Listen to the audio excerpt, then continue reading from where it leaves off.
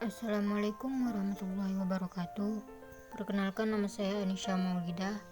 Di sini saya akan memaparkan tugas dari mata kuliah Ekonomi Makro Islam dengan judul Makroekonomi Konvensional. Di sini ada 3 pembahasan. Yang pertama, makroekonomi klasik. Kedua, Keynesian economic. Ketiga, sintesis dalam ekonomi makro. Ekonomi makro adalah ilmu yang mempelajari kegiatan perekonomian secara menyeluruh. Di dalamnya membahas isu-isu penting dalam ekonomi makro, yaitu pendapatan nasional, tingkat bunga, tingkat pengangguran, inflasi, neraca pembayaran, dan perdagangan internasional. Dalam ekonomi makro juga membahas perekonomian 2 sektor, 3 sektor, dan 4 sektor.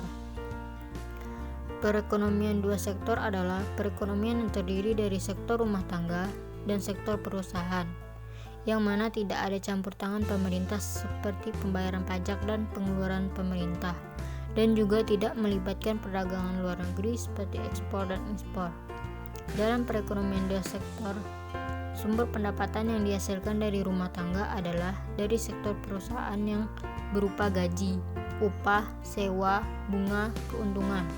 Pendapatan yang digunakan rumah tangga bertujuan untuk konsumsi dan ditabung. Perekonomian 3 sektor adalah kegiatan perekonomian yang melibatkan sektor perusahaan, rumah tangga, dan pemerintah. Kegiatan pemerintah menimbulkan 2 aliran pembayaran, yaitu pajak yang dibayar perusahaan rumah tangga kepada pemerintah, pengeluaran pemerintah. Perekonomian 4 sektor atau perekonomian terbuka adalah suatu kegiatan ekonomi. Di situ negara yang melakukan kegiatan ekspor impor dengan negara-negara lain. Dalam perekonomian 4 sektor terdapat 4 komponen, yaitu rumah tangga, perusahaan, pemerintah, dan sektor luar negeri. Yang pertama, makroekonomi klasik. Pertumbuhan ekonomi yang lambat atau kemunduran ekonomi menimbulkan implikasi ekonomi dan sosial yang sangat merugikan masyarakat. Pertambahan pengangguran, kemerosotan taraf kemakmuran, dan kerusuhan-kerusuhan sosial adalah beberapa akibat penting yang akan timbul. Menyadari implikasi buruk dari kekurangan atau ketiadaan pertumbuhan ekonomi ini, semenjak berabad-abad yang lalu, pemikir-pemikir ekonomi dan sosial telah mencoba mencari formula tentang caranya meningkatkan taraf kemakmuran masyarakat. Ahli-ahli ekonomi yang tergolong dalam mazhab berpendapat kekayaan emas dan perak merupakan sumber kekayaan dan kemakmuran suatu negara. Keyakinan ini merupakan salah satu faktor yang mendorong pedagang-pedagang di negara Eropa menjelajah dunia baru. Yang kedua, Keynesian economic. Teori Keynes yang dikemukakan dalam buku The General Theory antara lain mencoba untuk menerangkan mengapa suatu perekonomian dapat mengalami pengangguran yang sangat serius. Depresi dunia dalam tahun 1930-an membingungkan banyak ahli-ahli ekonomi pada masa tersebut.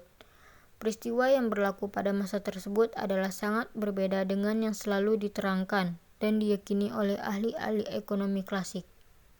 Mereka berpendapat perekonomian akan selalu mencapai tingkat kesempatan kerja penuh.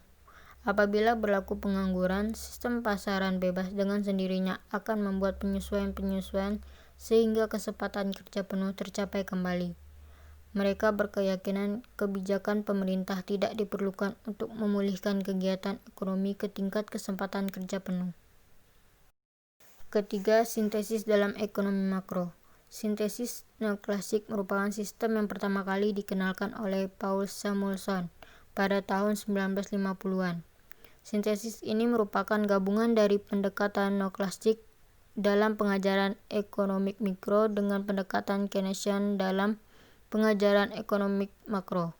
Salah satu contoh paling populer dari sintesis neoklasik ini adalah tentu saja buku teks ekonomi karya Paul Samuelson. Pada umumnya, pengajaran yang memakai pendekatan sintesis neoklasik dimulai dengan teori konsumen, di mana seorang konsumen yang rasional mencoba memaksimalkan kepuasan, namun terkendala oleh anggaran. Pembahasan kemudian berlanjut ke teori perusahaan, pasar sempurna, pasar tidak sempurna, dan pasar input.